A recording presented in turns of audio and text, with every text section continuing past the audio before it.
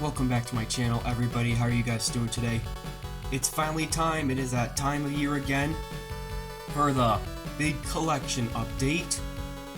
This is the third big one I've done. I've done little ones before, and then I decided to combine them, basically, and they've been doing pretty well. So here's another one.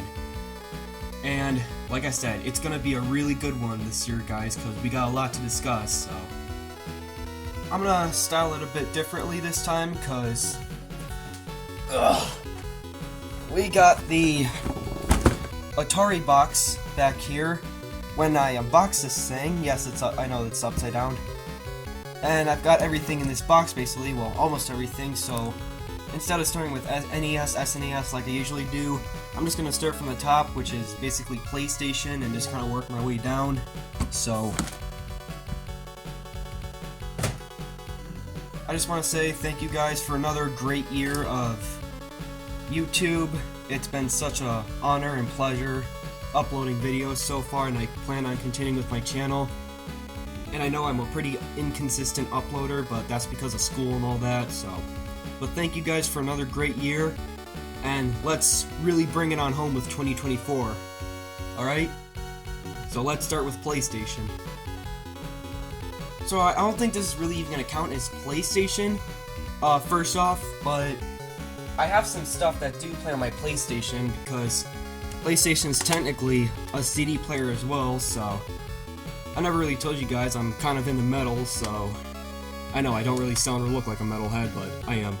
But we got Latterus by Tool. This is an excellent album. And we have Slipknot's self-entitled album, one of my favorite bands as well. So we have that. And for PlayStation, we have Mega Man Legends, which is a bit different from the original series. It's RPG styled, like how it kind of tries to be like Super Mario 64. It can be a bit clunky in control, but the story is pretty good so far. Still playing it, and a bit flawed, but I think it's pretty cool nonetheless, so give that one a try.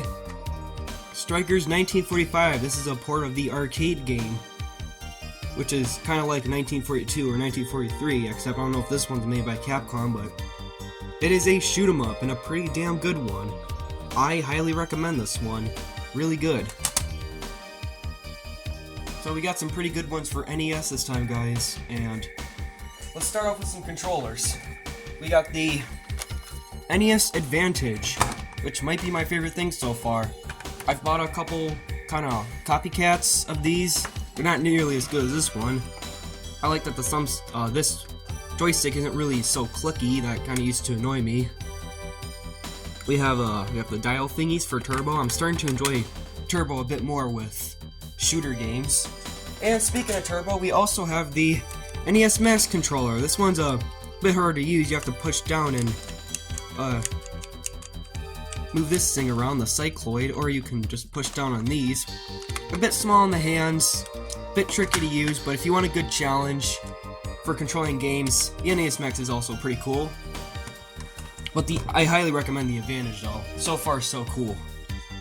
And we now have a never-before-seen item in my collection. It's an NES game, but this one is a Tengen cartridge. This is Alien Syndrome, which is technically a Sega game, but this one plays on the NES. They've released some Sega games.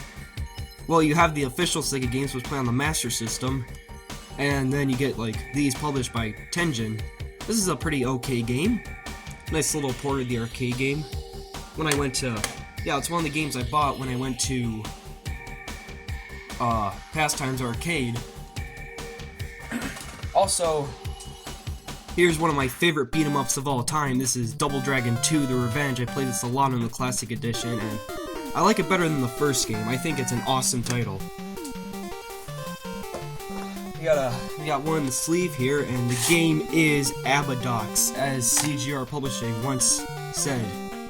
This is a very gory but awesome shooter for the system. I had to get this one because there's a lot of NES and Bloody Aliens are such a match, and this one does not disappoint. Some call it a not Some don't really call it a must-have title, but if you come across it, get it. It's awesome. And not that expensive either. We have RC Pro-Am. This is an awesome racing game. I've played racing games on the NES like Rad Racer and Excitebike, and I think this one destroys both of them. It's developed by Rare, and they did an awesome job. Super fun to control, and I mean, yeah, you could probably use this controller or the NES Advantage since this one goes in all directions, so I think that's a good game to use with that controller. And what we have here is one of my favorite NES games of all time. I bought the extra case for it, and you can't really see the game just yet, so it's an extra surprise. Ready? It is Super C, also known as Super Contra. Absolutely love this game. I like it better than the first game. I've beaten the first game with the Konami code, but this one is such a challenge, and again, played this one on the Classic Edition and just fell in love with it. It's just such a good pick up and play game. Absolutely a must-have for your NES collection. If you don't like the first game, which I think you still should, but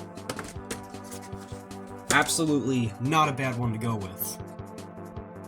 I don't normally get a whole lot of Super Nintendo games during a collecting season, but I think we got a handful this time. So let's go ahead and... Alright, let's start off with Wario's Woods. This is a pretty underrated title on the Super Nintendo. I think I prefer the NES version, but the music's good. I love the music. And overall, a pretty fun puzzle game. Nice little puzzle platform. Who doesn't love Toad? Unless you've watched the Super Mario cartoon and you heard his voice, but other than that, nice little game right there. Ooh, we got Killer Instinct, and this one's a black cartridge. I think the camera just shook because of how epic this game is. Yeah, I still have the price sticker in here, but even with the cartridge in a bit rough condition, I think that actually just makes it a little more awesome. No, but this is a pretty solid title. Nice music too. We got, this is one I've been looking for. Gradius 3. I have Gradius 1 on the NES, which I've actually beaten recently. Life Force on the NES, which is another good one. There's Gradius 3. This one suffers from a bit of slowdown, but Super Nintendo's aren't really... The Super Nintendo's not a very strong console for shoot-em-ups, but this is a pretty good title to go with if you had to pick one. It's a Gradius game, so you can never really go wrong. And we have Arkanoid, Do It Again by Taito. This is a pretty basic bounce the ball back and forth and defeat this Easter Island head named Doe. It's a pretty... I love that they have power-ups, like lasers, like you can literally shoot the fucking blocks, I'm not kidding. And you get like multiple balls, and there's even this power-up which just lets you skip to the next stage, so they even have bosses. It's quite a step up above Breakout and Alleyway on the Game Boy in my opinion, so I definitely recommend going with that. There's a bit of a problem with Game Boy this time around, and we'll get to that shortly, but we do have some good titles. So let's start off with Battle Arena Toshinden. Game Boy's not really that strong in tournament fighters because it usually only has 2 buttons, but you know, I think they came up with some pretty decent ones, and this is one of them. I've beaten this game, and I think it's a pretty solid title.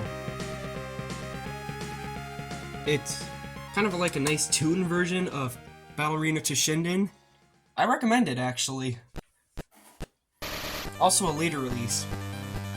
Another game I picked up at... Oh, by the way, I picked up Double Dragon 2 on Nintendo at Pastimes as well. And here's another one I picked up there. This is Revenge of the Gator. This is a pinball game developed by HAL Laboratories.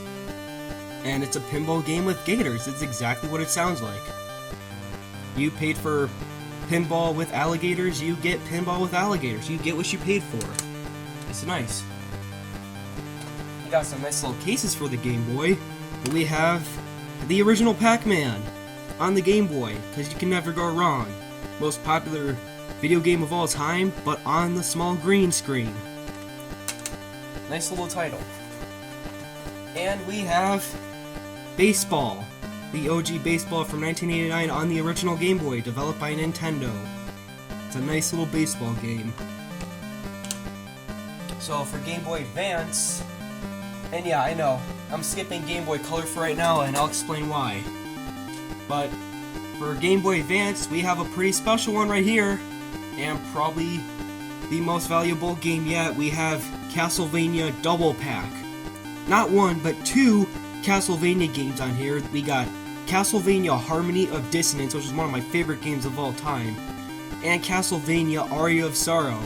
And seeing I also have Circle of the Moon, that means I have the entire trilogy on my Game Boy Advance. This is an awesome one to go with.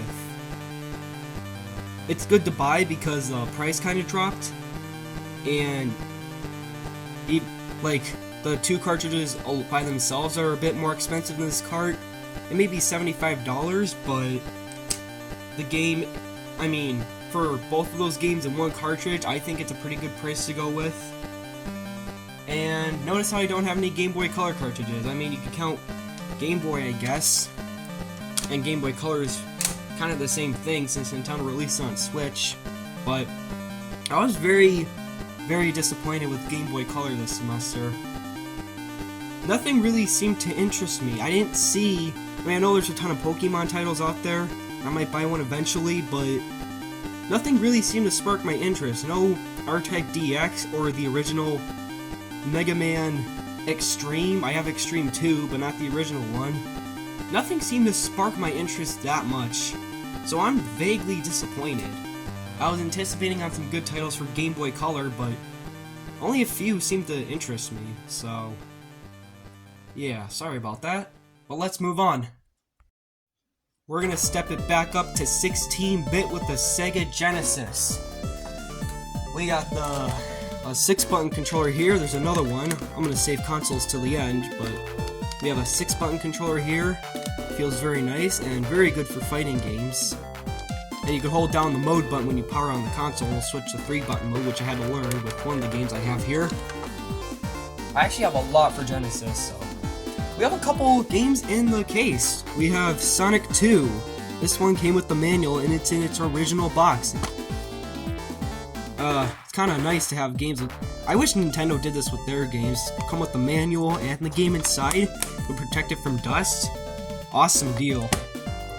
Another one I have that's in the case is Eternal Champions. This is a fighting game by Sega which tried to get onto the Street Fighter II Mortal Kombat hype. It's pretty hard, not gonna lie.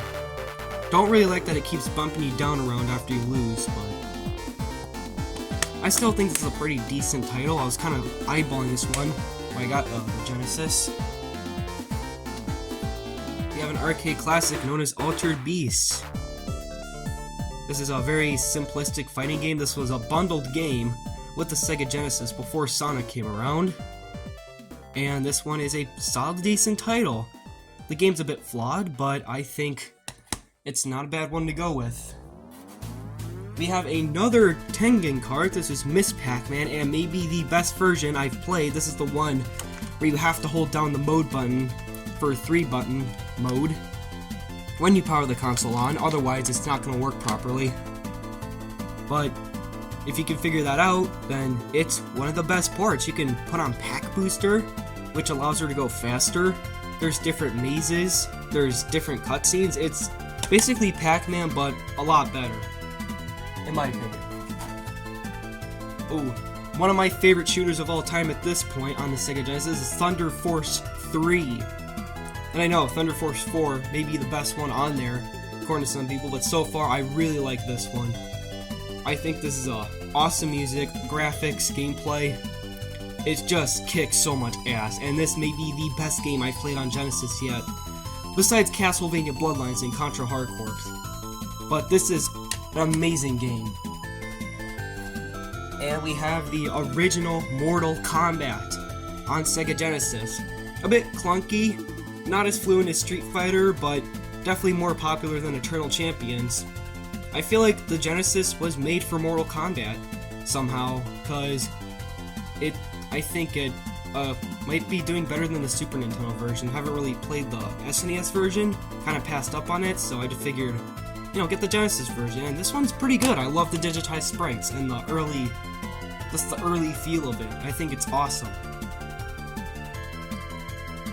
Next up, we got the Sega Game Gear.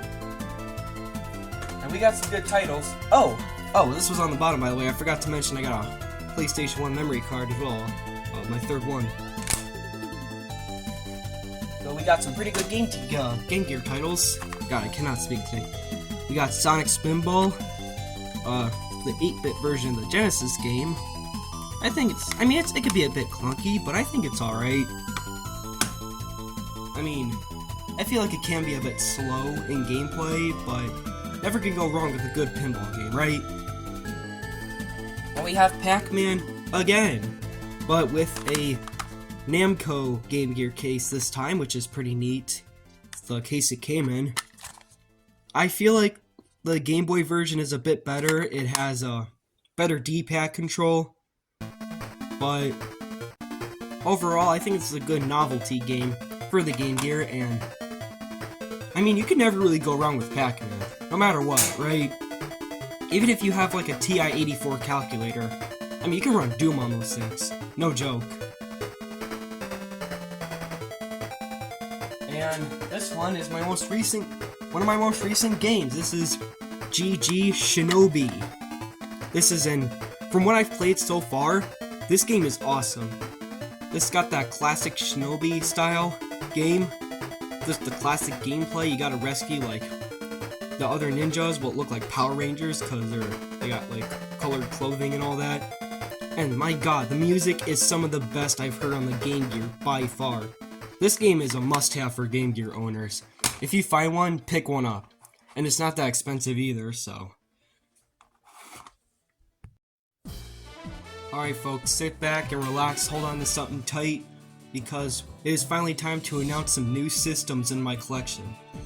Well, as you saw from the unboxing video recently, I got the Atari 2600 Plus, which also plays 7800 games, and I'm gonna go with this one in more detail. This is a box copy of the original Donkey Kong by Nintendo for the Atari 7800. And I know I said you need some official controllers to play 7800 games, but this one works just fine with the 2600 controller. I think there are some games out there that are just fine to play with the 2600 controller. That came with the system, but I got a better one that I'll show you guys in a bit. I'm going to go in this one into more detail because I want to go over the specs of what's inside the box, because I think there's some super interesting stuff in there. And we have the Nintendo Wii. We have the Wii in the collection, guys. A buddy of mine who refurbishes games, he sold it to me for about 15 bucks. Shout out to him, very nice guy. But so far we got Mario Galaxy, which is an all-time classic, and Prince of Persia, The Forgotten Sands. I think they're coming out with a new game, with the 1992 PC game included, the original one. But these are some awesome titles for the Wii, and I'll be continuing to collect it slowly. So yeah, got a pretty big one. And I got some systems to show, including the Wii, that will travel for that because I don't feel like bringing them all down. I feel like it would just be more weight on the shoulders, but let's go ahead and unbox this real quick. And don't worry, it was already opened. So here is what the 7800 cartridge looks like. It's like the 2600 cartridge. You face it like this, and the label is supposed to be facing up. Here is the manual. It's like a 2-page manual here.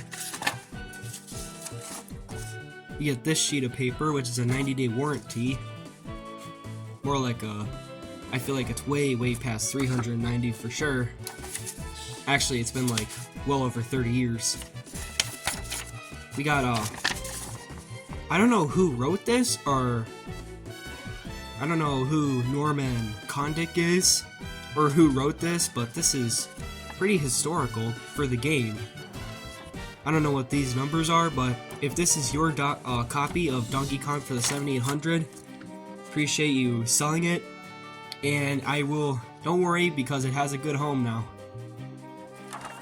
We got just the basic story and layout. Wish they would have added some pictures and all that, because that's what makes manuals fun to look at.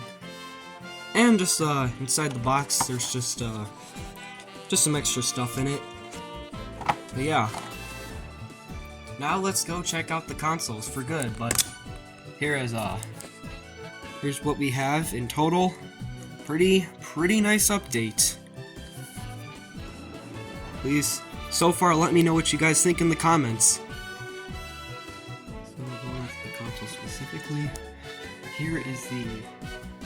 Oh, I still have the box here. This is the Trooper controller from Hyperkin. It's for the Atari 2600, and I find this controller to be so much better than the one the original system came with. The joystick is way less stiff. You got 2 buttons for right and left-handed. I do not like this one very much. It is super stiff. It's only mainly so if you're not really a left-handed player, and I kind of take that personal because I'm more right-handed, but it's also rattled. Like, it also rattled like when I took it out of the box or something. I don't know. Must have been the way they packaged it, but I would definitely pick this thing up instead if you're going for this thing, or for regular Atari, because it's just kind of rare to say this for a third-party controller. And it looks better too. I like these streaks on the top. This thing is just 1,000 times better.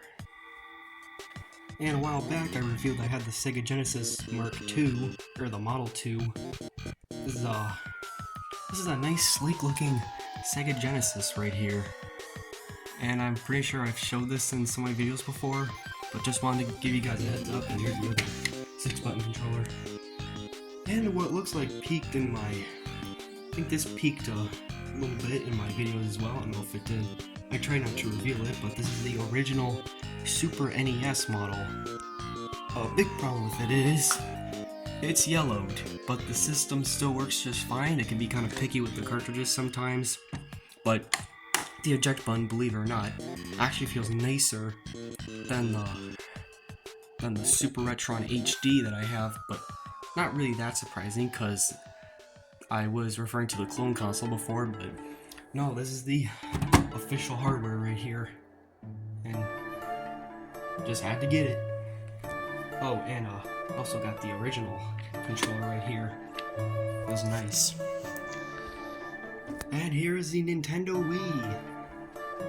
Yes, the 2006 classic console. It's got some nice motion controls to it, you know how the thing works. And I'm gonna be collecting GameCube games pretty soon because it's got the controller ports. And slots for the memory cards. It feels so much fun to do that for some reason. And even got a slot for SD cards, which is also kind of nice. I don't think I'll really be using that, but because it does save games onto the disc. But that'll be all for this video, guys. So again, thank you for another great year of YouTube and retro video game collecting. Let's make 2024 another banger. So later, guys.